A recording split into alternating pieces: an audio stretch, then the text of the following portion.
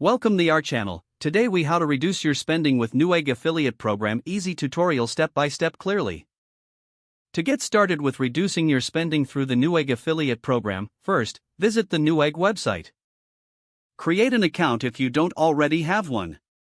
Look for the affiliate program section, typically found in the footer of the home page. Sign up for the Newegg affiliate program by filling out the application form. Once approved, log into your affiliate dashboard. Familiarize yourself with the dashboard features and tools available for affiliates. Explore the different categories of products available on Newegg. Identify items you frequently purchase or need.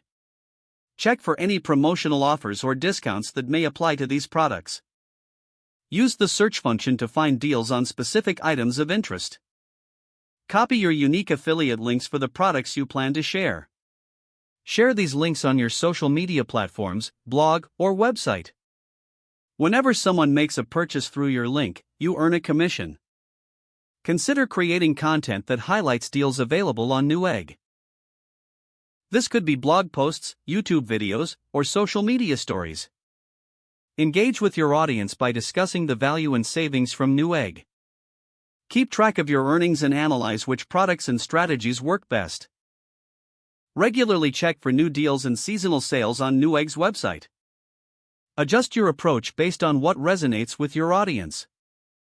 Leverage email marketing if applicable, sharing deals through newsletters. Stay updated on Newegg's terms and conditions regarding affiliate links.